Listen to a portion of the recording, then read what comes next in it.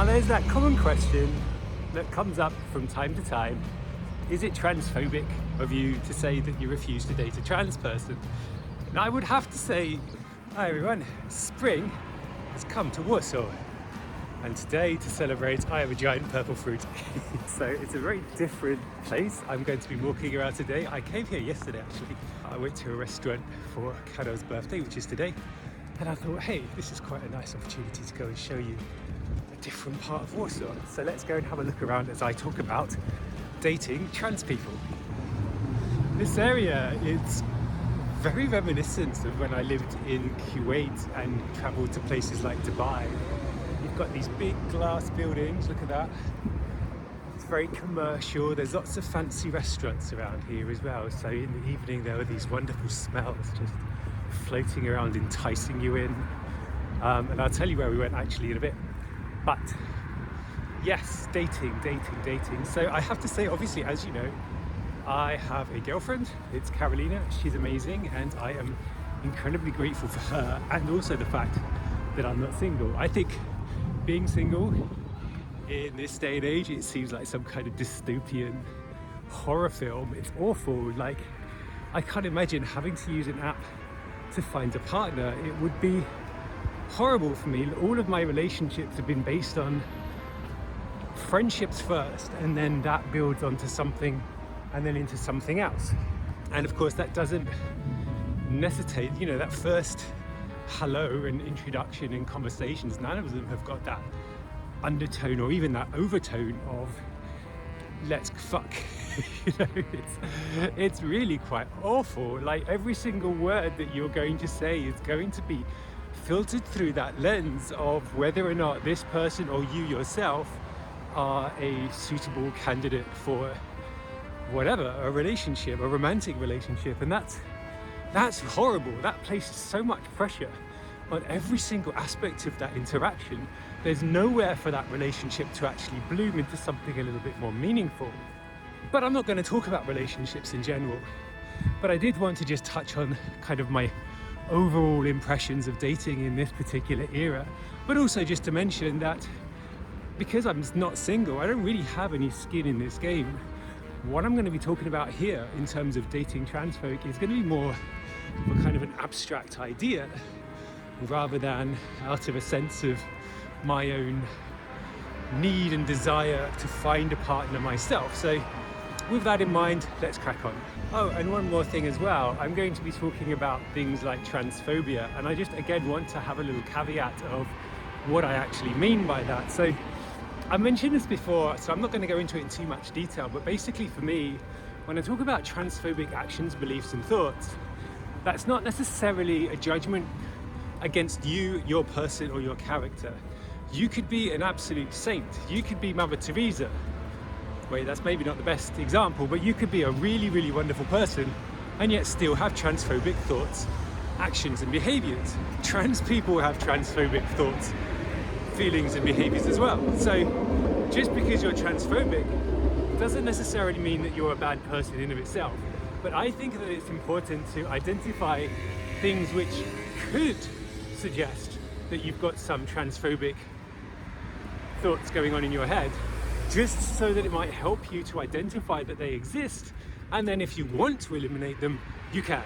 That's where I'm coming from here. So if you feel that I'm accusing you personally of being transphobic, maybe I am, but I'm not saying that you are an evil person by doing so. I hope that you can understand that this is the start point of what I would hope to be a dialogue and a conversation, not an end point. Now there's that common question that comes up from time to time. Is it transphobic of you to say that you refuse to date a trans person? Now I would have to say maybe kind of, it suggests something a little bit icky, because the rationales that a lot of people use, it's quite difficult to unpack what is and what isn't transphobic as part of that. So let's just look at a few of these examples and just try to say exactly where that might be coming from and why that's potentially a little bit problematic.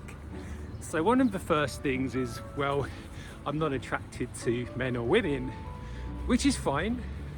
That's fine. I'm not saying that you need to find me personally attractive, because you know, everyone's got their preferences, and I'm not saying that you need to change your preferences to accommodate trans people. At no point do I want you to come away from this video thinking I'm telling you that you must date trans people because you don't find them attractive. But I think what the difference is if the elements of what you're finding unattractive also relate to cis people as well. So let's say, for example, you say that you're not attracted to, and by the way, I'm going to be referring a lot to people not willing to date trans women, but the absolute same thing applies to trans men as well. I had a long conversation with a gay colleague of mine maintaining that he could never date a trans man, which is interesting because he's married, but whatever, regardless. The same kind of principles apply across both trans women and trans men. Anyway, caveat number million set aside. So let's say that you are not attractive to masculine features of trans women. Well, that's fine. I guess I can understand why that could be, but what are those masculine features, and would you also find that repellent in a cis woman?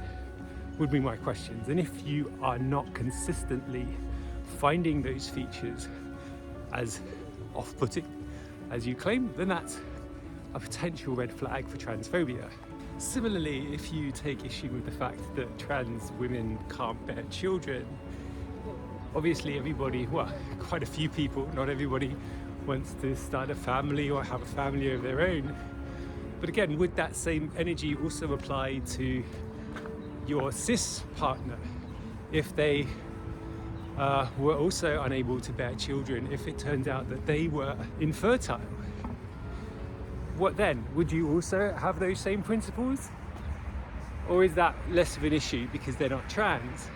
And I think one of the things that really kind of throws me through a loop is when people say that even if you were to take a trans woman and give them all of the surgeries in the world, and through genetics and hormones and other interventions, they were to become completely indistinguishable from any other woman, cis especially, but that knowledge that they're transgender is still something which is going to cause you that disgust inside yourself, that, my friend, is definitely a transphobic thought. Because if the only issue that you have is that they used to be, or they grew up as something else, then it's not really them that you're having an issue with, it's their background. And that background is something which they don't necessarily have complete control over. I mean, I didn't choose to be born in this body, in the country that I was born in, or this color or this height. It's just how it went. So here I am. Now, why is this even an issue? Because ultimately, I'm not saying that if you find us repellent, then you should date us. In fact, quite the opposite. I think if you have that kind of reaction to us trans folk, I think you should stay as far away from us as possible, because you actually represent quite a threat to us. There's a story a couple of months back, I think, of somebody who got his friends to gang up on a trans girl, and she was really badly beaten because he felt that she'd tricked him through being transgender.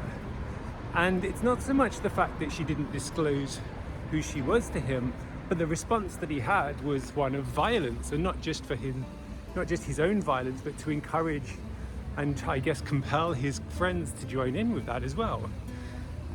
And that's kind of the point I made to somebody who was commenting on my channel some time ago. I think that thread's since been deleted for one reason or other, but it's not there now. But I distinctly remember this guy, this gentleman, being very unhappy, borderline psychotically furious, in my view.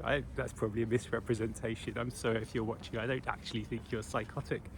But he got very upset about the thought of being tricked into being with a transgender woman, in the sense that she hadn't disclosed who she was. And again, this is regardless of whether or not he could tell in the moment that she's trans or not. Like, even if she was perfect in every way, if she said that she was trans, then that would be a cause for a great deal of unhappiness for this gentleman, for this chap, this fellow. And so I advised him that he should stay away from trans people, and he did actually concede that he's transphobic. And I saw that as a kind of mini victory, because at least he had the honesty to say who he actually was, or to identify those feelings as coming from a place of transphobia. Did he do anything about it? Who knows? A lot of that potential learning is going to be invisible to me, but it was, in a way, it was quite nice that he was able to come away and acknowledge that's where he was coming from. And I don't want to turn this into a kind of you need to do this to protect the cis people, because just because it happens to trans people makes it less valuable. But this same person would then go on to say how he was suspicious of all women, cis and trans, just in case that cis woman happened to be trans. So this mentality damages everybody. And that's kind of the wider point that I want to make here, because again, what difference does it make? Why do I care if you date trans people or not, when I am already with somebody that I see as the person I'll spend the rest of my life with? Well, it's because those feelings, if they remain hidden, then they can come out and you can act on those things in many different ways. That transphobia, if it goes unchecked and unacknowledged, it can bleed into things like legislation and laws. There has actually been a change in legislation in the UK now where trans people, I think even specifically trans women, need to disclose that they're transgender before engaging in sexual behaviours. Now, on the face of it, maybe that sounds fairly benign, but think about it carefully and you'll realise that lends itself to quite a lot of abuse, because it's always going to be one person's word against the other. And let's imagine that you've got somebody who, after the fact, regrets what they did, or they have a messy breakup or whatever. Well, all it would take for that person to get that trans woman in some kind of trouble was to claim that she never disclosed. And then she'd be in a lot of trouble. And that's not really fair, because the same principles would never apply to a cis person. It wouldn't be a case of if a cis person is actually cis, because that would be wild, wouldn't it? Or if a cis person is gay, straight or bi. Again, you're not going to be requiring people to be disclosing that before you engage in some form of relationship, because that wouldn't be fair. But that same principle, that unfair principle, applies directly to us now. So that's good. So that's just one example, but there are many, many more. And it's not just in terms of laws and legislation, but in terms of one-to-one interactions as well.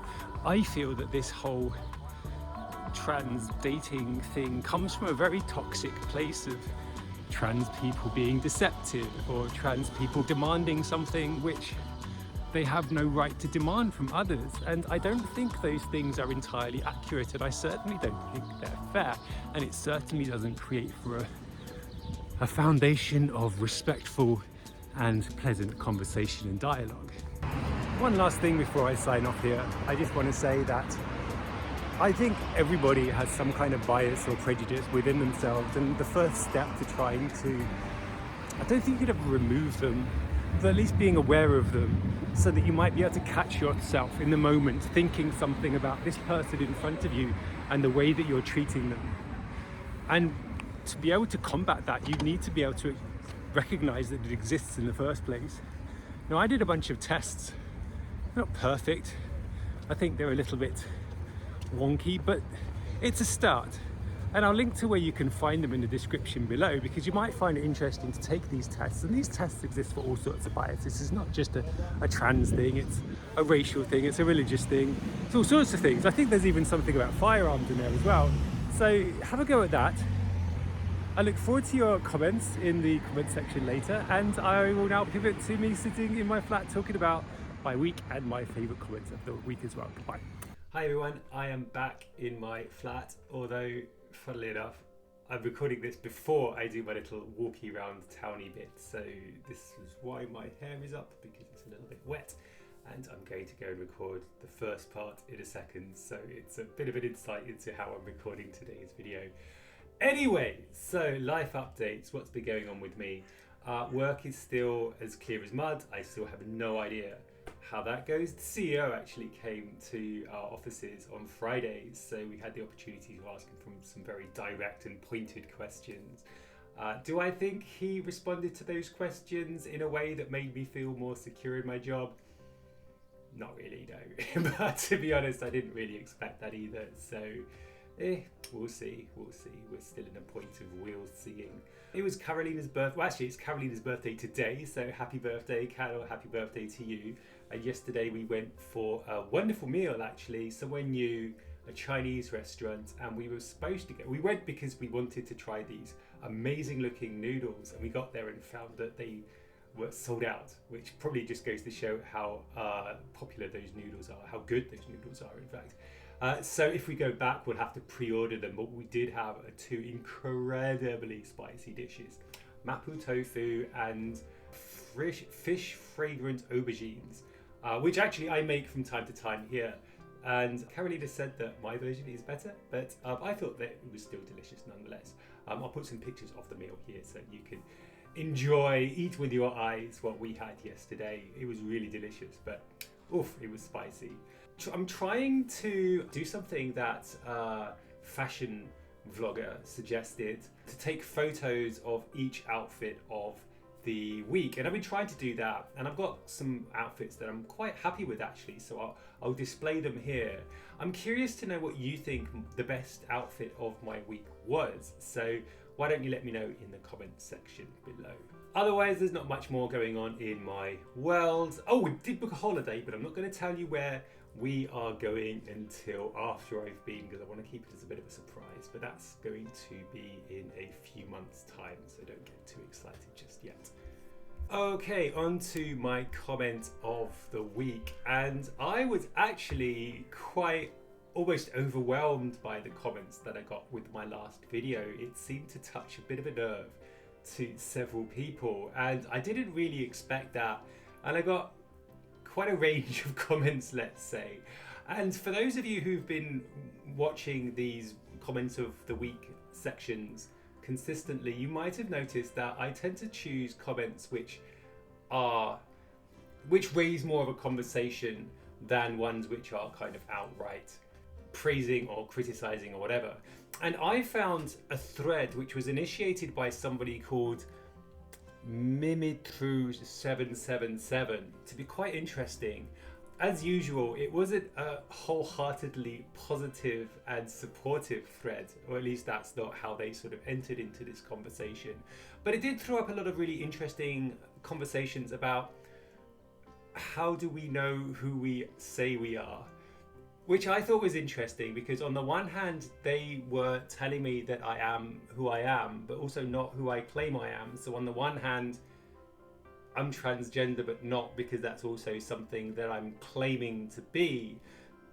And also, interestingly, they said that there's no way for me, or it's harder to align that external me with that internal me as well. And that's kind of what I've found has been the case over the last year, that what I'm doing, this transitioning, has started to realign that internal and external sense of self. So my reality seems to counter what they were saying about my experience.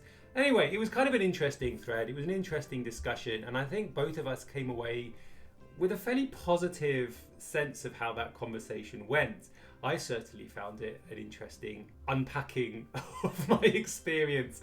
And so if you're watching this again, Mimitru777, welcome. Thank you very much for initiating that conversation last week. I very much enjoyed it. And feel free to interject once more in this video. One last thing before I sign off. Thank you so much to James Smith. You are my solitary and biggest supporter. So thank you so much for your ongoing support. It means so much to me. And hopefully as contributions and as support kind of piles in, I can start making this channel maybe a little bit more professional. But in the meantime, thank you so much. And I'm glad that you enjoyed the story that I shared with you last week. So for any of you who decide to support me, regardless of how much or how little your support is, I'm going to share with you a video that I started recording this week on the topic of anger. And I decided not to put it on this channel because I am trying to make this channel as positive as possible. And I'm kind of mindful, I don't want this channel to descend into this kind of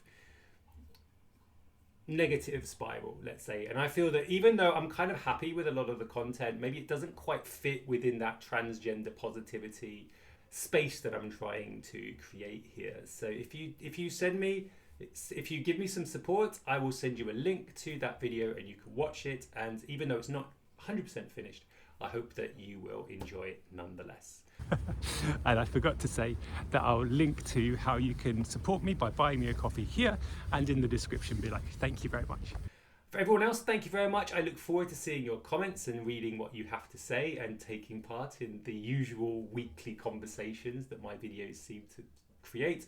I hope that you have a wonderful week and I will see you all in 7 days. Take care. All the best.